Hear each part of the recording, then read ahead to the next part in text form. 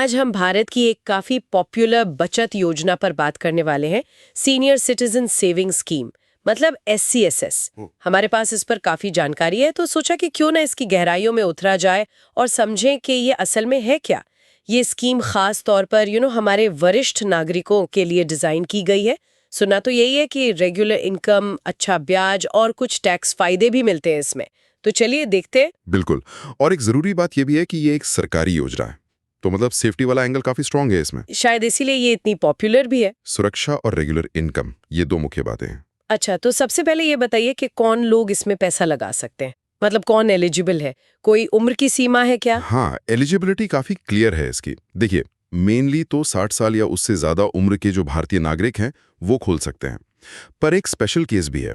वो लोग जो 55 से 60 के बीच रिटायर हुए हैं ना, हाँ हाँ। वो रिटायरमेंट बेनिफिट मिलने के 1 महीने के अंदर इसमें खाता खोल सकते हैं। अच्छा। हाँ, पर एक बात ध्यान रखने वाली है, NRI मतलब जो नॉन रेसिडेंट इंडियंस हैं, वो इसमें इन्वेस्ट नहीं कर सकते। ओके, तो NRI नहीं कर सकते। ठीक है, ये तो हुई कि कौन कर सकता है। अब ये बताइए कि कितना पैसा डाल सकते हैं। मिनिमम मैक्सिमम कुछ लिमिट है? हाँ, लिमिट्स हैं। कम से कम तो आपको 1,000 रुपये जमा करने होंगे, ठीक है। और उसके बाद 1,000 के मल्टीपल में आप कितना भी डाल सकते हैं। लेकिन एक ऊपरी सीमा है, वो है 30 लाख रुपए। मतलब आपके जितने भी SCSS अकाउंट्स हैं, सब मिलाकर 30 लाख से ज्यादा नहीं। सभी अकाउंट्स मिलाकर 30 लाख। ओके। और एक और चीज, इसमें पैसा एक बार में ही डालना होता है, मतलब लमसम, किश्तों वाला या जैसे वो SIP होता है ना, वैसा कोई सिस्टम नहीं है। अच्छा, मतलब मंथली या क्वार्टरली जमा नहीं कर सकते, सिर्फ एक बार में? जी हाँ, बिल्कुल, एक बार में ही निवेश करना होता है। ठीक है, समझ गए। और ये जो पैसा जमा होता है, ये कितने टाइम के लिए होता है? मतलब स्कीम की ड्यूरेशन क्या है? देखिए, शुरू में तो ये स्कीम 5 साल की होती है। 5 साल। हाँ, फिर जब 5 साल पूरे हो जाते हैं, तो अगर आप चाहें तो इसे और 3 साल के लिए बढ़ा सकते हैं, एक्सटेंड कर सकते हैं। अच्छा, 3 साल और। हाँ, पर ये एक्सटेंशन आपको मैच्योरिटी के 1 साल के अंदर अंदर ही अप्लाई करना होता है। ओके। और अगर मान लीजिए किसी को 5 साल से पहले ही पैसों की जरूरत पड़ गई, तब क्या क्या बीच में निकाल सकते हैं? हाँ, प्री मैच्योर विड्रॉल का ऑप्शन है, लेकिन उसके लिए कुछ शर्तें हैं। पहली बात तो यह कि आप खाता खोलने के कम से कम 1 साल बाद ही पैसा निकाल सकते हैं। 1 साल का लॉक इन है मतलब? हाँ, एक तरह से कह सकते हैं। और दूसरी बात, पेनल्टी लगती है। अगर आप 1 साल पूरा होने के बाद लेकिन 2 साल से पहले निकालते हैं, तो जितनी रकम जमा की थी उसका 1.5% कट जाएगा। 1.5%? हाँ हाँ। और अगर 2 साल बाद लेकिन 5 साल पूरे होने से पहले निकालते हैं, तो 1% पेनल्टी लगेगी। ओके, तो ये पेनल्टी जरूर ध्यान में रखनी चाहिए। बिल्कुल। चलिए, अब आते हैं जरा सबसे इंटरेस्टिंग चीज पर, ब्याज दर। आजकल क्या रेट चल रहा है इस पे? अभी जो लेटेस्ट क्वार्टर चल रहा है, मतलब Q2 2024-25, उसके लिए रेट है 8.2% सालाना। 8.2%? हाँ जी, जो कि आजकल के माहौल में आप देखें तो कई बैंक FD से तो काफी बेहतर है। हाँ, ये तो है। पर हाँ, एक बात जरूर है, ये रेट फिक्स नहीं रहता हमेशा के लिए। सरकार हर 3 महीने में, मतलब हर क्वार्टर में, इसे रिव्यू करती है, तो ये बदल भी सकता है। अच्छा, हर तिमाही रिव्यू होता है? हाँ, लेकिन जो चीज नहीं बदलती और जो शायद इसकी सबसे खास बात है, वो है ब्याज का पेमेंट।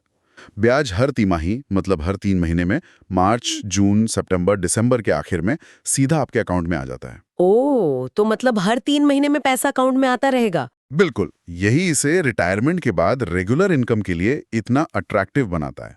ये तो बहुत ही बढ़िया बात है, खासकर उनके लिए जिन्हें हर महीने या हर तिमाही कुछ न कुछ पैसों की जरूरत रहती है। जी। अच्छा, इनकम की बात हो रही है, तो टैक्स का क्या सीन है? सुना था 80C का फायदा मिलता है। हाँ, वो मिलता है। जो पैसा आप जमा करते हैं ना, उस पर आप सेक्शन 80C के तहत टैक्स छूट क्लेम कर सकते हैं। इसकी लिमिट वही है, 1.5 लाख रुपए सालाना तक। ठीक है, निवेश पर छूट है। हाँ, लेकिन यहाँ एक बड़ा लेकिन है। जो ब्याज आपको मिलता है ना हर तिमाही, हाँ। वो पूरी तरह टैक्सेबल होता है। उस पर कोई छूट नहीं है। उसको आपको अपनी इनकम में इनकम फ्रॉम अदर सोर्सेज के तहत दिखाना होता है, और उस पर आपके स्लैब के हिसाब से टैक्स लगता है। अच्छा, तो मतलब निवेश पर 80C है, पर जो कमाई हो रही है ब्याज उससे, उस पर टैक्स देना पड़ेगा। एग्जैक्टली। ये पॉइंट समझना बहुत जरूरी है। हाँ, क्योंकि अक्सर लोग सिर्फ 80C देखकर खुश हो जाते हैं, पर ब्याज पर टैक्स लगने से असल रिटर्न थोड़ा कम हो जाता होगा। बिल्कुल, नेट रिटर्न पे असर पड़ता है। ठीक है, ये भी क्लियर हो गया।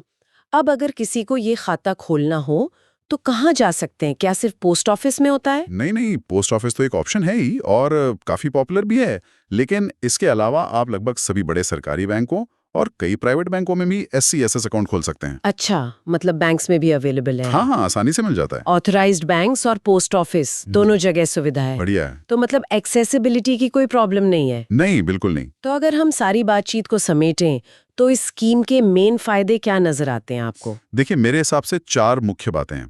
पहला, ब्याज दर, जो आमतौर पर रेगुलर बैंक FD से बेहतर होती है। हाँ, 8.2% अभी। दूसरा, वो तिमाही ब्याज पेमेंट, जिससे एक रेगुलर इनकम का फ्लो बना रहता है। बिल्कुल। तीसरा, जमा की गई रकम पर ATC का टैक्स बेनिफिट 1.5 लाख की लिमिट तक। हाँ। और चौथा, और शायद सबसे जरूरी, खासकर सीनियर सिटीजन्स के लिए, सरकारी गारंटी, मतलब सेफ्टी।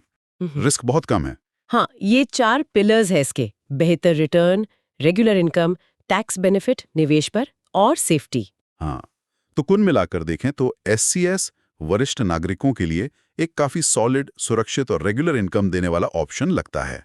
हाँ, इसमें कोई शक नहीं कि ये एक बहुत अच्छा विकल्प है। लेकिन यहाँ एक चीज सोचने वाली है, जिसका जिक्र हमने किया भी, कि निवेश पर ATC का लाभ तो है, पर ब्याज पूरी तरह टैक्सेबल है। हाँ, तो जब कोई अपनी रिटायरमेंट की पूरी प्लानिंग कर रहा हो, अपना कैश फ्लो देख रहा हो, तो उसे ये कैलकुलेट करना चाहिए कि टैक्स कटने के बाद जो नेट रिटर्न मिल रहा है, वो दूसरे टैक्स फ्री या टैक्स एफिशिएंट ऑप्शंस जैसे शायद कुछ डेट फंड्स या टैक्स फ्री बॉन्ड्स के मुकाबले कहाँ ठहरता है। मतलब सिर्फ हेडलाइन रेट नहीं, टैक्स के बाद का रिटर्न देखना जरूरी है अपनी ओवरऑल प्लानिंग के लिए। ये एक इंटरेस्टिंग सवाल है जिस पर हर निवेशक को अपने हिसाब से सोचना चाहिए।